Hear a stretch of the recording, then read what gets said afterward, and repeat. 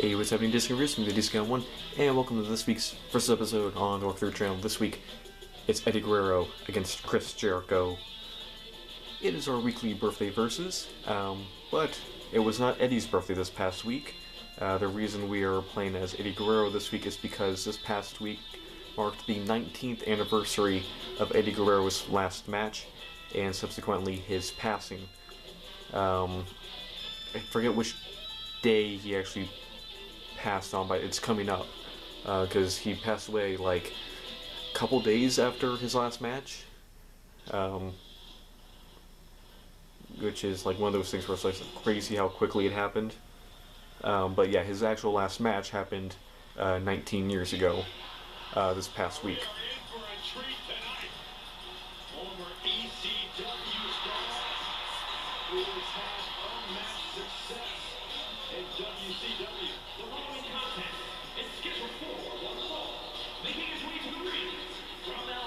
And then, of course, Chris Jericho, his involvement was it was actually Chris Jericho's birthday this past week. Actually, not this past week, today.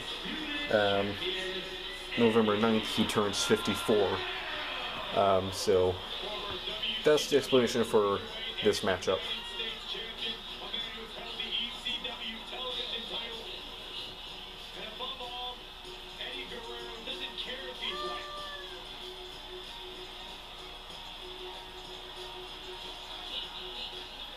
So, we got a lot of stuff to talk about, so let's jump right in. First thing we got to talk about is Crown Jewel, which happened last Saturday. The opening match of Crown Jewel, I was actually surprised about this, was the Bloodline match. Roman Reigns and the Usos against Solo Sikoa, Jacob Fatu, and Tama Tonga. So, the new Bloodline, or Bloodline 2.0, whatever they're calling themselves, beat Roman Reigns and the Usos. After the match, the Bloodline continued to beat up on Roman Reigns until Sami Zayn came out. Sami Zayn took out the Bloodline, but then when he went to go and kick Solo Sikoa, he accidentally, seemingly, inadvertently kicked Roman Reigns. So we're already getting hints of dissension between Sami Zayn and the OG Bloodline, and bringing up that question of whether or not they can trust him or not. Bianca Belair and Jade Cargill won a fatal 4-way tag match to retain the women's tag team titles, beating Io Sky, Kairi Sane, Jackson, Legend, Green, Niven. It was actually a pretty fun match to see, and it went pretty well. Seth Rollins beat Bronson Reed in what was a fun, hard-hitting match. That was, again, just really enjoyable. Liv Morgan faced Nia Jax in the first of two champion versus champion matches for Crown Jewel. Tiffany Stratton then ran down, seemingly attempting to cash in on Liv Morgan, but it got interrupted by Raquel Rodriguez, who took out Liv. Raquel didn't take out Liv. Raquel took out Tiffany before also going after Nia, which gave Liv Morgan the opening to win the match, to beat Nia Jax and to become the Women's Crown Jewel champion. It was just funny seeing her with that giant belt, because she's like so small and the belt is ginormous. It was just like a very funny visual.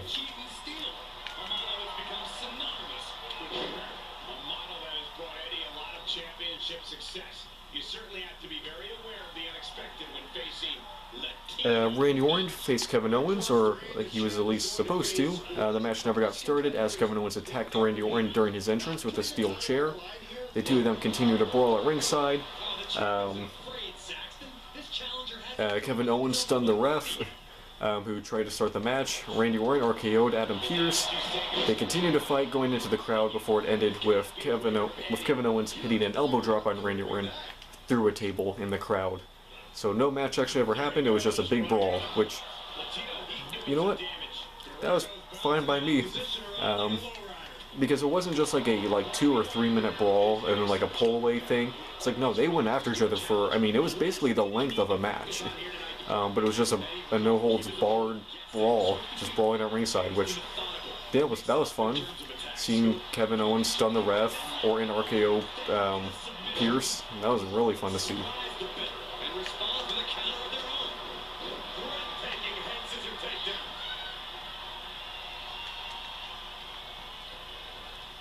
LA Knight beat Andrade Cien Almas and Carmelo Hayes to retain the United States title.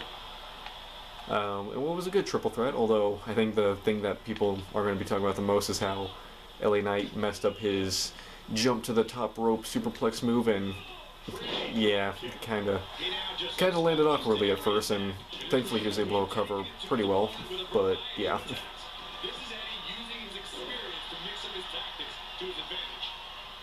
And then the main event, Cody Rhodes beat Gunther to become the men's crown jewel champion. He did it Bret Hart versus Roddy Piper style, where while in the sleeper hold, oh, that was a weird sell for the DDT. He did it Bret Hart Roddy Piper WrestleMania style, where while he was in the sleeper hold, Cody Rhodes rolled backwards, pinning Gunther while still in the sleeper hold in order to get the win. So, which was a smart decision. Gunther's one of those guys where he's already so protected, he can afford to lose to guys like Cody, especially in that manner, without really losing any credibility. He's one of those rare guys where, unless like he goes on like a 5-6 match losing streak, which is never going to happen, he's always going to be seen as legitimate and like a near unstoppable force.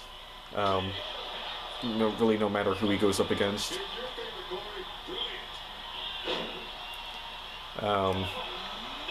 And with that said, speaking of people who are like always super protected, I think it's all something that came out this past week where after that win, someone like calculated Cody's like win percentage and found that he has like a it's either 96 or 98% win rate since his return. Since his return to the company at WrestleMania 38, he's only lost like 2% of his matches, which is crazy. That's when you know you're protected.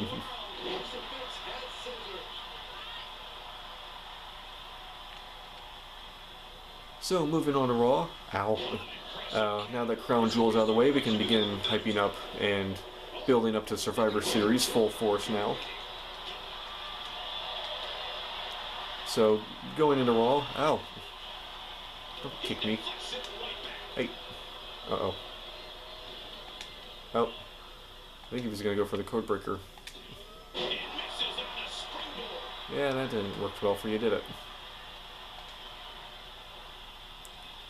Up and over. Or maybe not. Crap.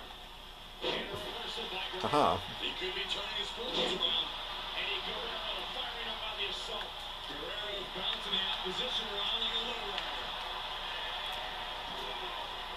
Oh.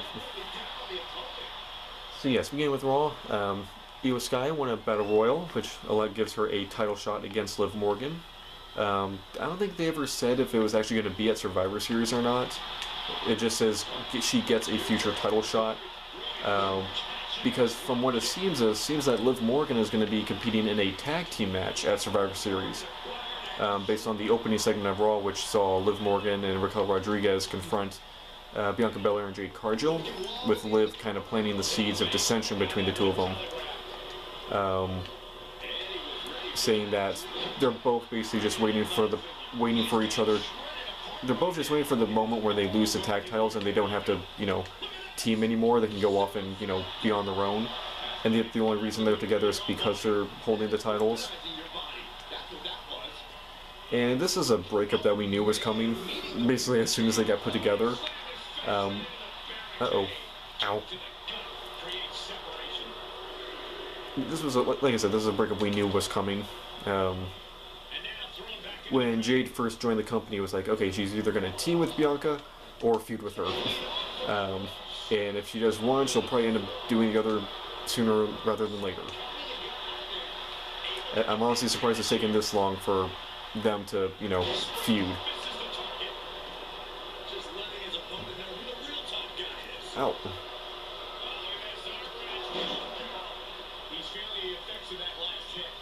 Uh-oh. Uh-oh. Aha, you missed. He's disoriented. Boom.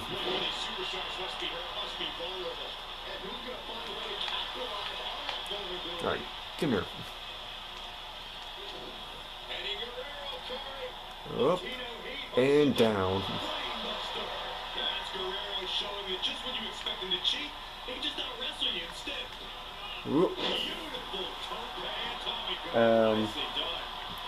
Continuing with Raw, the War Raiders beat the New Day.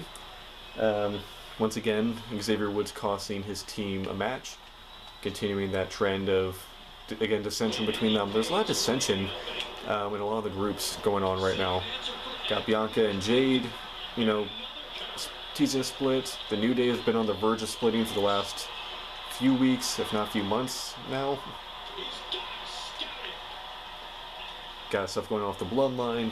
It'll be interesting to see who breaks first, who breaks up first. Ah, crap. Ow.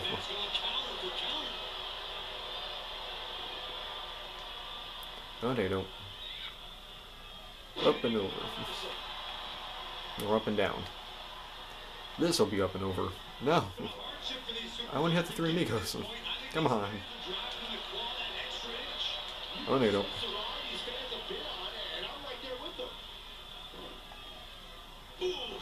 Aha. Come here.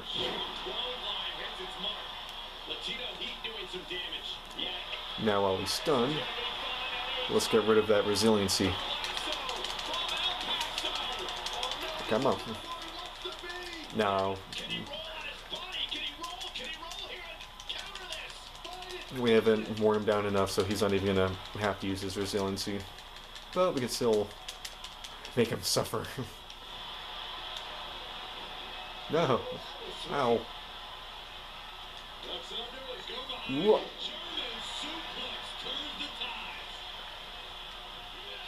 Dragon Lee beat Chad Gable. It was another fun match. Continuing this rivalry between the LWO and American Made, which, you know, again is a pretty fun feud just because of who's all involved. I mean, any excuse to have, you know, these guys wrestle each other is welcome. Whoa. And in the main event, Damian Priest won a fatal 4-way, beating Dominic Mysterio, Sheamus, and Seth Rollins. Oh, I meant to pin him. Oops. Come on. There we go.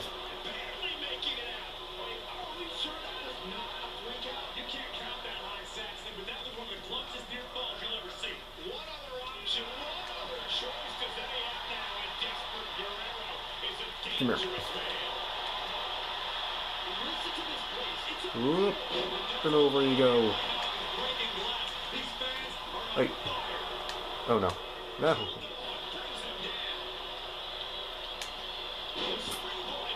So graceful.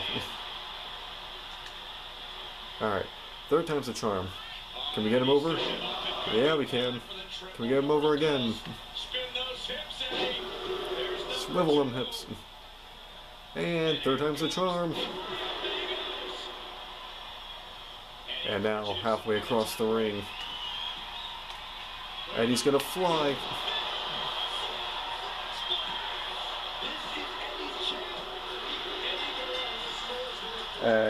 Yeah, so Damian Priest won the Fatal 4-Way to get a shot at Gunther and the World Heavyweight Championship. So again, once again, I don't think he even ever said when this match is going to happen, because, I mean, we can assume that, well, it's kind of weird now, because normally, at least when I say normally, the past few years, Survivor Series has featured the champions from each show facing each other. So you would think it would be like Gunther versus Cody, and then Liv versus Nia, but that happened at Crown Jewel. So did they do that in order to get that out of the way, so they don't have to do that Survivor Series, and they're allowed to face someone else? Or are we just going to get a repeat of both those matches?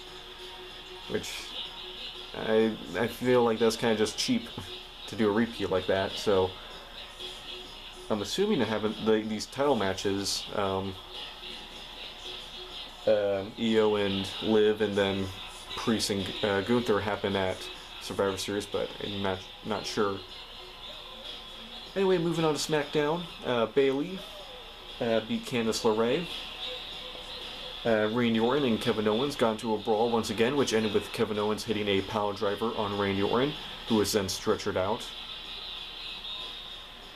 Tommaso Ciampa and Johnny Gargano beat Pretty Deadly, although saying that Gargano was involved with that is being generous.